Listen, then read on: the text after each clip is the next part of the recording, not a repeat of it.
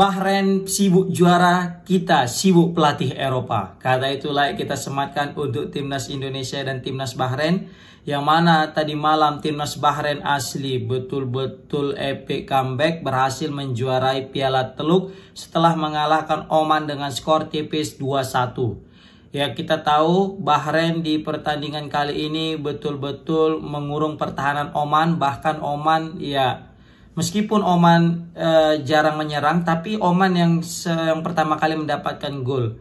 Tetapi aku salut nengok Bahrain yang mainnya mati-matian, Spartan, tanpa putus asa ya, yang terus memberikan gempuran-gempuran hingga akhirnya memecahkan kebuntuan sehingga mereka bisa unggul 2-1 guys.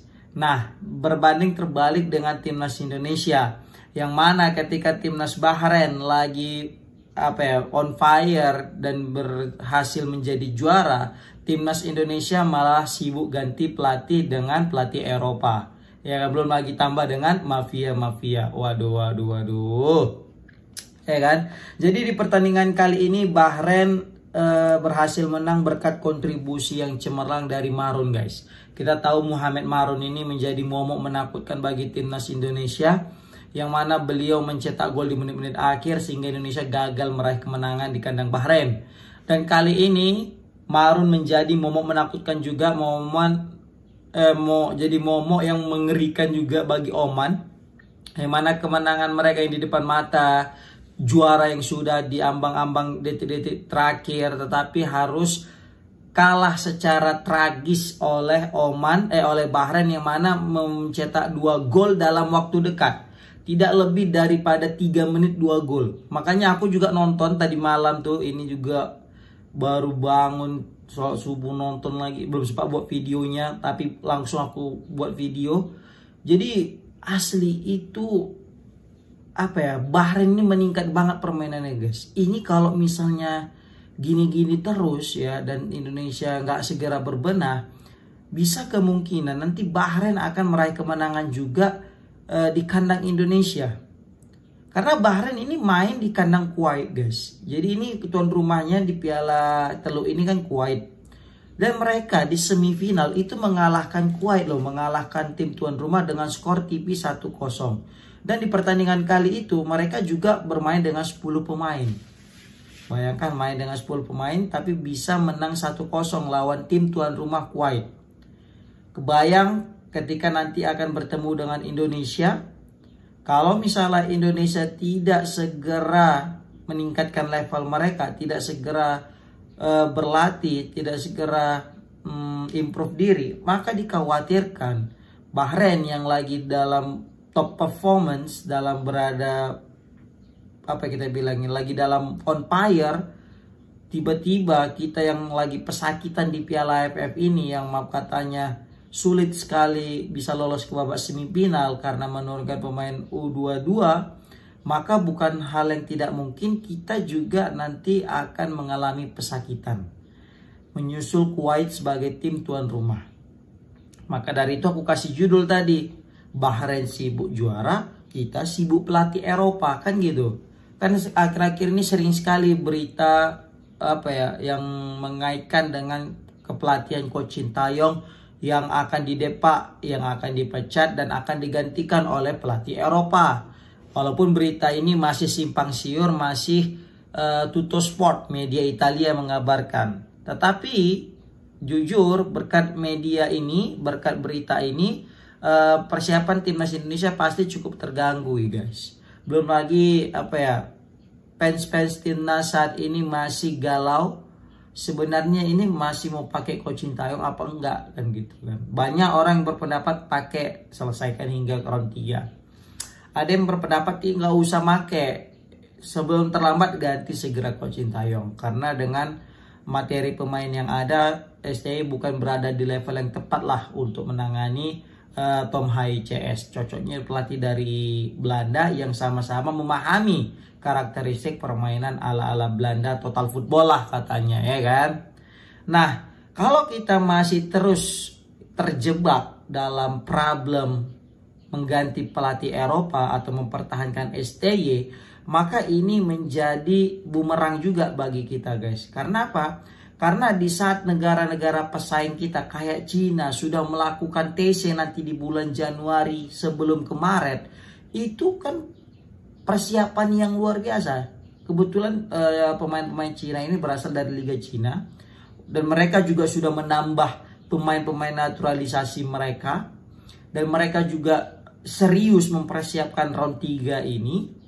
Bukan hal yang tidak mungkin Indonesia ketika menjamu Bahrain dan China nanti menjadi pesakitan kalau tidak segera berbenah diri. Yang seharusnya kita bisa mendapatkan 3 poin, bukan yang tidak mungkin bisa mendapatkan 6 poin, ada 3 poin daripada Bahrain dan China, bukan hal yang tidak mungkin kita nanti akan mendapatkan pelajaran, dalam arti pelajaran kita nggak menang, kan? Iya.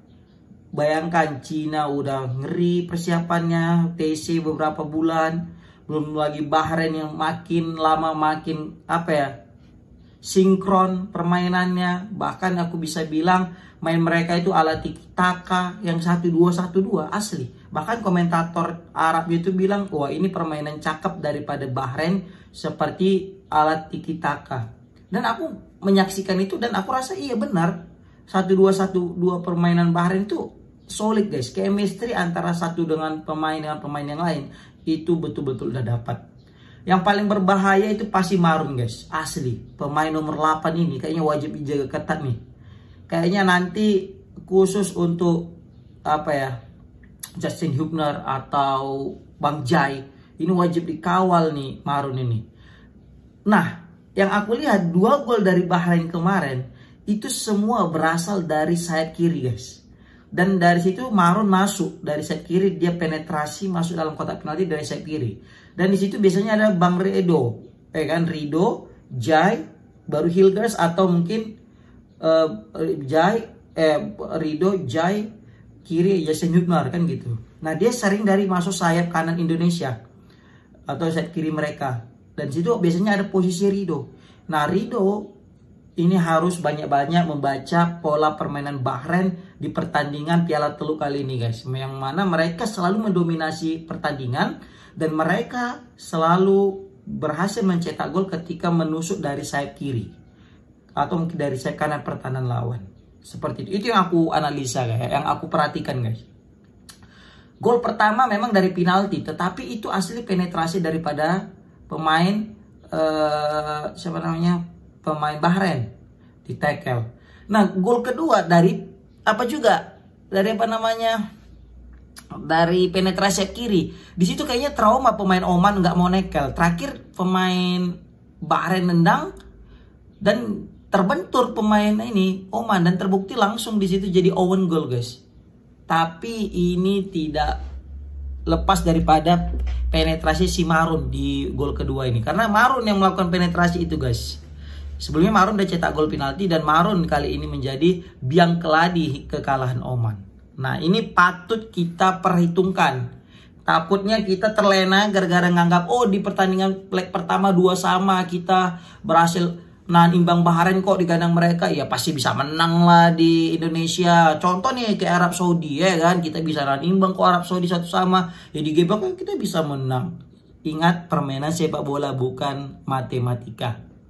Terbukti ketika menghadapi Bahrain kita hampir menang, pas melawan Cina kita KO. Pas kita menghadapi Australia dan Arab Saudi kita bisa tahan imbang, tapi pas lawan Cina kita KO. Nah, jadi gak ada sesuatu hal yang pasti. Gak bisa kita tolak ukur, gak bisa kita hitung-hitung gara-gara kita main di kandang dia, terus di kandang kita bisa menang.